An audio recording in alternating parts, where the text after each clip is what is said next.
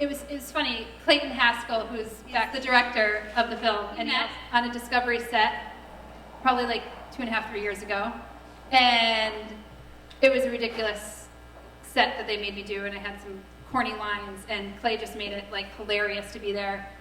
They never asked him back. I lost my contract with Discovery. The rest is history. But after that, I said, we really need to work together. And that was like 2.5 years ago, and I had this idea for eXtinction because it was based off a speech that I give and have evolved through the years. And it's about the most pressing environmental issues that we have are not happening 1,000 or 1,500 or 2,000 years from now. They're happening within our lifetime, and more specifically in a young girl's life, which is my life, which you'll see on screen from birth to death. It goes by quickly, but hopefully you feel the impact of it. We didn't actually start shooting the film until March of this year, and I wanted to get it done for a speech that I was giving at Cornell. And at that time, I had reached out to one of my closest mentors in my life. His name is Tom Eisner, and he's the founder of Chemical Ecology, and such a lovely man, probably one of the closest people in my life.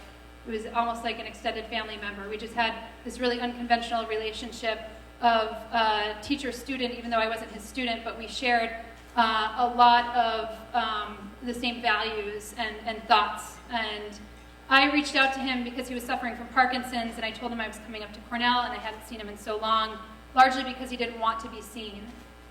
He was losing his mobility to be able to do what he studied best, which was neuroscience and entomology. And I wrote him about 2 weeks before I went to go speak, and he said that he couldn't make it, but if he, by some miraculous will, he would try to come if he feels better. And 3 days later, he actually died. So it was a really emotional time for me, and this film, in many ways, is dedicated to him. And you know, we started shooting it, but then you kind of realize, like, I told Clay right after, I'm like, it has to be dedicated to him.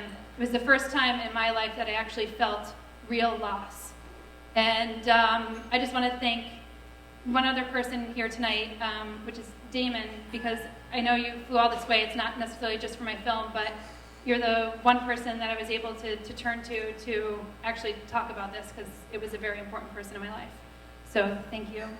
And Clay, you might have to kick this in again, but you've been a pleasure to work with, even though I give you such a hard time because you do everything last minute. But I'll go easy on you because I know your parents are here, so your family's here.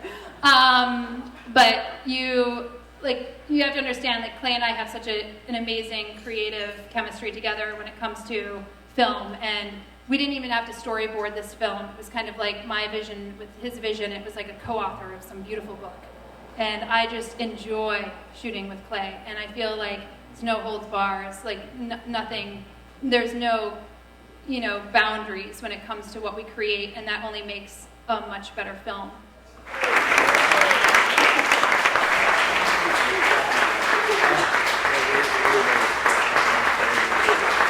You live in New York and you have to hustle, and you're working for whatever it is that we all do, and sometimes someone comes along and wants to do something very meaningful, that counts, that you care about. It's something that, you can, share with everybody and talk about, and so you get the picture. It just feels good to do something that's very close to your heart and meaningful, and I think that's why Summer and I work well together, because we share the same ideas. And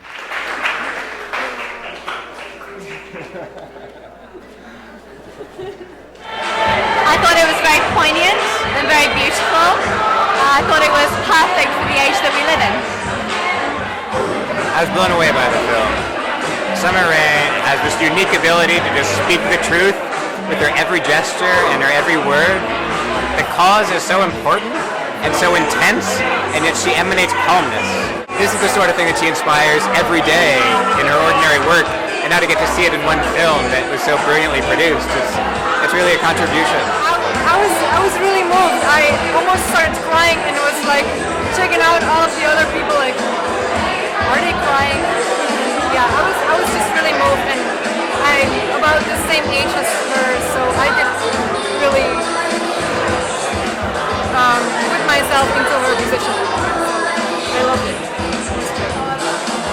me, the heart of the film is thinking about the way we feel about our planet. We imagine that to be timeless. We imagine that to be an infinite span. What a huge thing, the length of life of a planet. But actually, things are changing at the speed that a single life changes. The heart of the film is drawing us into that, making us feel, not telling us, just showing us what it would be if our planet only had as long to live as we did in one single life. How does it feel? You just screened Extinction. Your baby. You just birthed it in front of. I don't know how you feel, Summer. I am actually relieved. Oh yeah. I think we had a great crowd tonight. I mean, it really feels like family and good friends, and it's so nice to be able to work on such a meaningful project. I mean, I have to say that this was not entirely my vision at all. Like I'm almost like gave the foundation, and Clay like built the building from, laid the bricks and was the mason, and added windows, and like Stavros did the interiors, and like this was really a community project, and we have to thank like a ton of people who I didn't even get a chance to thank at the event for participating. It boils down to Summer Rayne. I mean, seriously, none of this happens without her. So thank you, Summer, for making this possible. I just really know how to use the whip. Yeah.